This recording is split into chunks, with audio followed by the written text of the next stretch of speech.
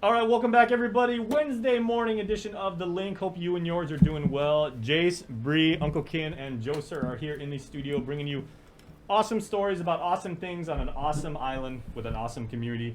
And we are going to talk to our friends from the Micronesia Climate Change Alliance about what they are doing to turn trash into art. Is there ever a cause that is more noble or more awesome? We're going to talk to Maria Dunn and Abby Crane with the organization in very short order. But first, we got a video that we want to play you guys because, as I was mentioning at the top of the show, you might not know if you live here and call this place home just how much waste we generate as Guamanians, either deliberately or inadvertently. So here's a video to set things up, and then we're going to talk to Maria and Abby right after this. Did you know that Guam sends 600,000 pounds of trash to the landfill every single day? That's equivalent to 300 mid-sized cars, or 500 caravels, or 27,000 bags of trash. We have steadily produced more and more waste on islands since we first became a take, make, waste culture during the last century. This was in stark contrast to the way our ancestors lived, using mostly what grows here or what will last a long time.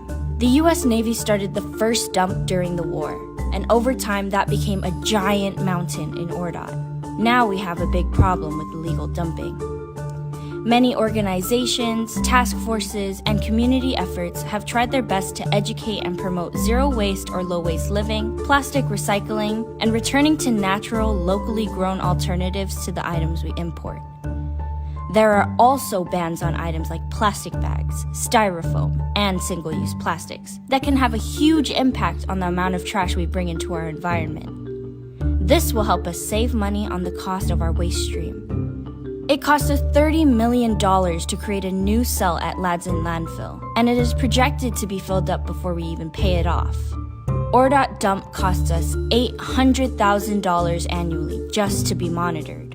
This whole system can change if we educate ourselves, take part in the solutions, and demand that businesses and the government work with us too. To learn more, watch Season 2 of From Our Nanas for Our Nennies on YouTube, and share this with your friends and familia. Okay, Sabrina, mind blown. 600,000 pounds of trash. That's 300 tons of trash. Every day. Every day. Good grief. Well, you know, it is probably the most cliche people say, like, about all different types of contexts, but, you know, truly and literally, one man's trash is another man's treasure. And so our friends with the Micronesia Climate Change Alliance, the aforementioned Abby Crane and Maria Dunn, are joining us now in the KUM News Zoom room, learning that how MCAA is launching a Trash to Art exhibit over at GPO. So ladies, happy Easter to you, and so good to see the both of you. Hi, happy Easter. Good morning, and thank you for having us, Jason and Sabrina. I always love the energy that you guys bring. You guys are so positive and so, you know, so motivated, so knowledgeable too about, you know, the Guam's trash problem. And I think that is a critical component that needs to be had, because we need to say this is a known problem and this can be fixed. We can change this. This isn't something that, you know, that is going to plague us for the rest of time and everything. We can get this done. Would you agree? I definitely agree. It is something that we need to do something about, and we can get this done. I think just those like little videos like that, and plus movements like this, they really do help to raise awareness about the numbers with regards to the amount of trash that we create, you know, for our convenience. And I think it is definitely something that is doable and something that we can tackle with the right awareness and with the right outlets to dispose of our trash properly. And one thing that it just bothers me, because MCCA, you guys do so many cleanups, right? I think we report on a lot of them. I think we've even gone live at one of the cleanups that you did, especially over at Chalon Ramirez and Chico. I'm sure you guys know where that is. Anyway, but it's just notorious for illegal dumping, right? And so how does that make you feel? Because you do all of these initiatives and programs, but yet we still seem to see just tons of illegal dumping around our island. What do we need to do differently? I think the community can just get better, I mean, really it starts with us. And it just takes one. And if you can reduce your trash and the trash that you generate yourself and be responsible for that, that's really a starting point. I think when you go to those illegal dump sites and you really just see, we clean them, and then you come back the next weekend and they're exactly the same, and you really thought you made a dent, and it's exactly the same. It's disheartening, but there are people in the community who continually do it, and there really are unsung heroes. And I mean, until you're out there with the boots on the ground and really doing it, like, the awareness isn't there. And so this was part of what we wanted to do with the art competition, was really, they obviously also watched the animation, and also for our nanas, for our nannies, we encouraged all the teachers to kind of play that for their students. And in combination with that, really, they were able to collect waste that would have otherwise ended up at the landfill, and bring that to class and see what they can make from that.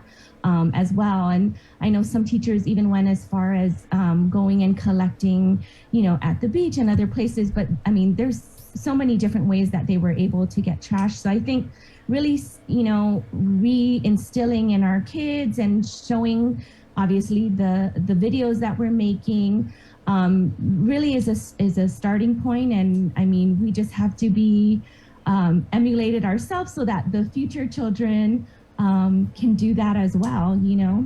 Now, Abby, we are such big fans here at KUM of your work with Blue Latitude, and Maria, we've been fans of yours basically forever.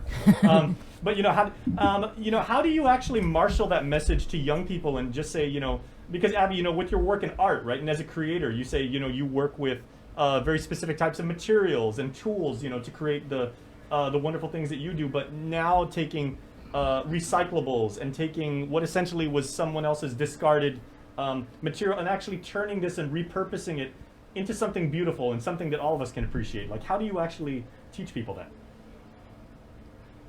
I mean, art's very powerful, and I mean, sometimes, but products that actually, stay in circulation can also be powerful. And I really think, art is instrumental in carrying a message, and some people don't really see, even in large scale art. So that's what's really unique about this art contest, is that a lot of the students went really large. And when you see like that amount of trash in one piece, it really speaks volumes, versus like smaller pieces. So I think, really it's, you just got to keep doing it and keep showing people that there are alternatives for trash. And, hopefully that catches on and other people will try and, emulate that and maybe even do it better. And I'm so impressed with, like, we've had over 400 students participate in this contest.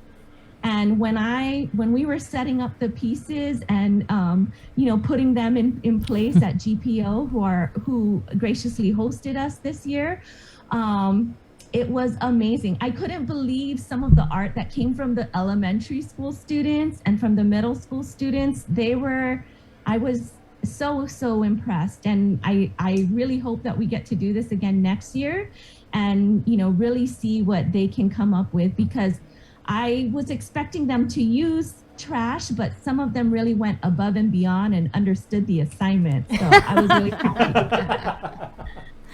So what exactly did they do? Did they go and were they assigned to go out and pick up trash and then make these art pieces, or? Well, we had an elementary, 2 categories in elementary and middle school and high school. So it was all levels. And I think for the elementary, we opened native, they just needed to create something based on native flora and fauna. And then the middle school and high school had to depict something of local legends.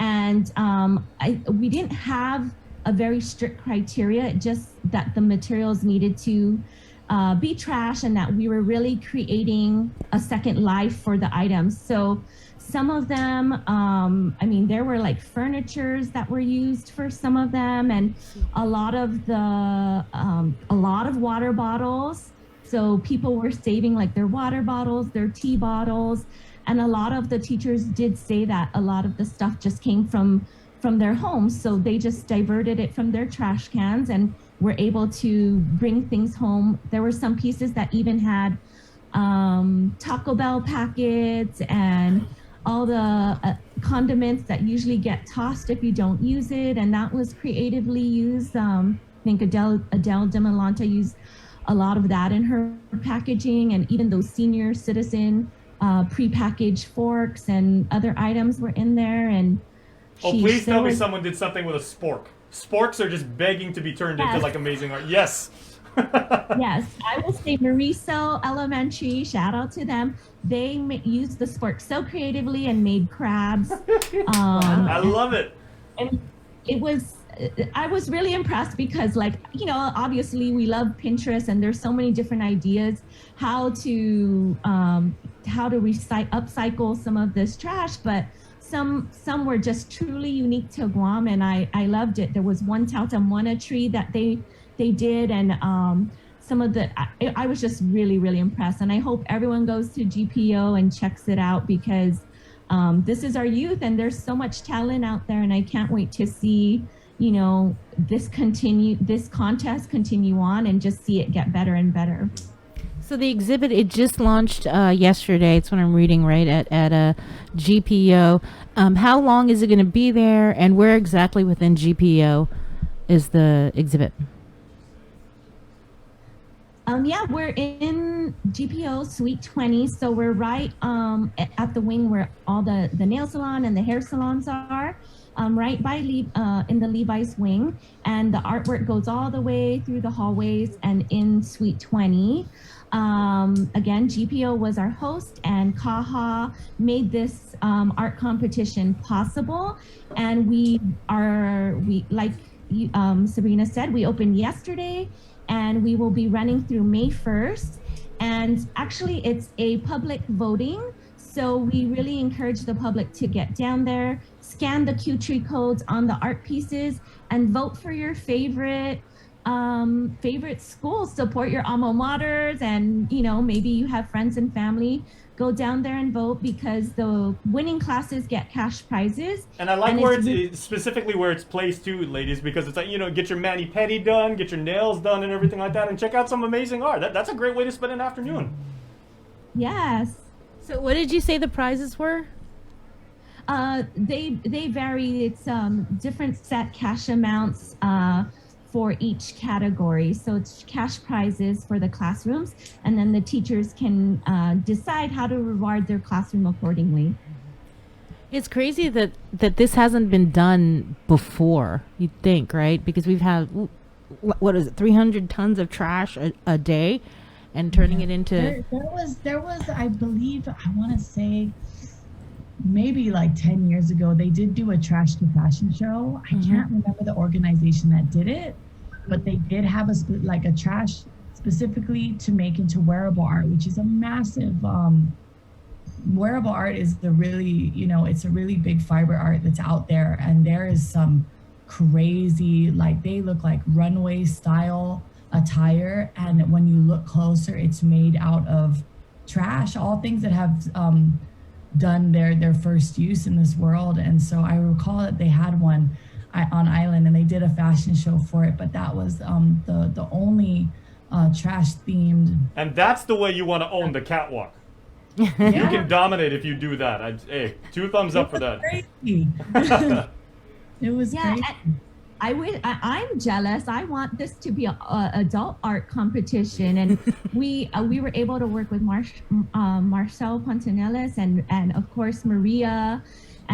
We were able to create our own pieces that are also on exhibit there as well. But I'm already asking MCCA, like, hey, can we have an adult version of this and try and make some large scale like trash art, so that they can stay at our beaches and remind people to bring their trash home, and just plant that message for our community.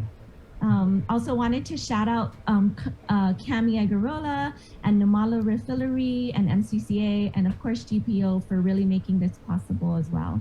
Why not? Why not have it for adults? You got a lot of materials, laying around. And I would probably say that okay, and this is my generation too. It's probably us adults who are generating the majority of the trash that winds up going into the projects anyway. So I mean, it would behoove us to actually get involved with this. Maria, what do you have to say on that?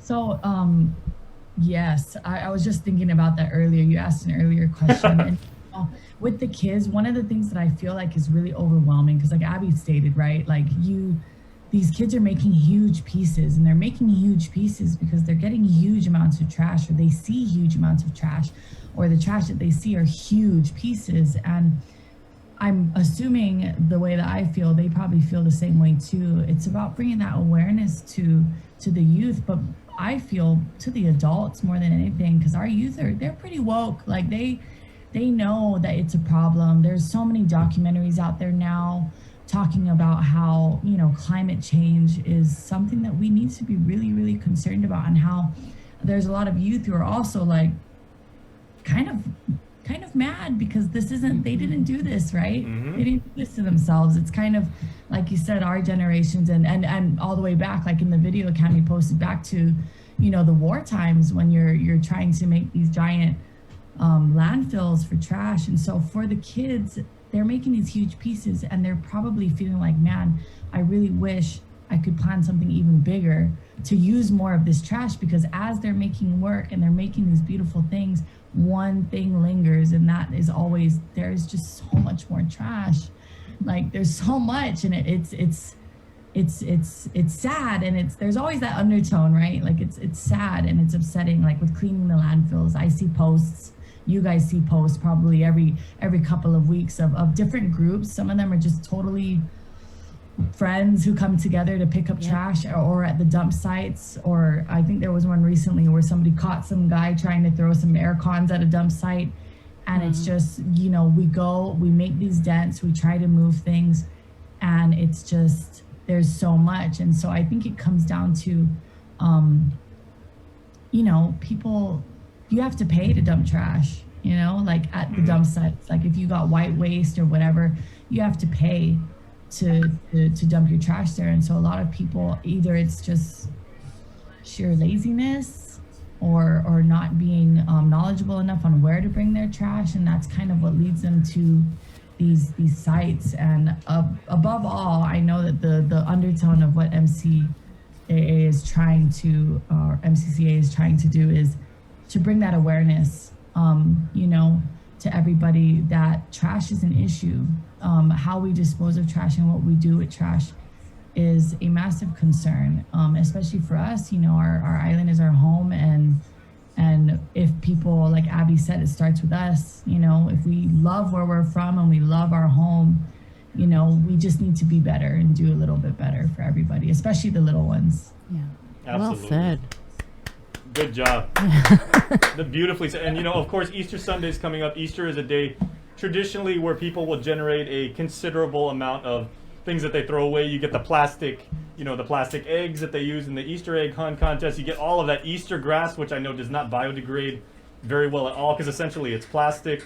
It's a crazy time. So yeah, ladies, people like you, and under your leadership and your guidance, hopefully we're teaching the youth, and more importantly, we're teaching old farts like me to be more responsible to Mother Earth. Yes, thank you for having us, Jason and Sabrina. We're glad we get to share this contest, and please, everyone, go check it out. And it launched yesterday, so it's going to be open starting yesterday until May 1st. And these things are going to blow your mind. They're going to inspire you. Most importantly, they're going to get the message across that we need to change the way we do things. I mean, it's beautiful art. It's done by the youth, but there is a message behind that, and I don't think that message is lost. Great idea too. Congratulations. We're going to be heading down there probably for lunch to go check this out. Yes, definitely. Okay, we do have one question. This is one of those really, really tough journalism questions, so we have to ask you guys, because we greatly respect you. Easter is coming up, and for each of you, right? Are you guys team solid chocolate bunny or team hollow chocolate bunny? I'm gonna go with hollow. You and me, same team. It's just too much chocolate. It sounds crazy, Yeah. but it's just too much. It's too much. Exactly. How about you, Abby? We'll go with hollow. Sounds like less calories. Yeah. Right. We're 4 for 4. We've been asking this question of people all week, and we've only had one person that went like solid chocolate bunny. I mean, once you take a bite of that first ear, if it's solid, you're gonna be up for a while. Done. People have spoken.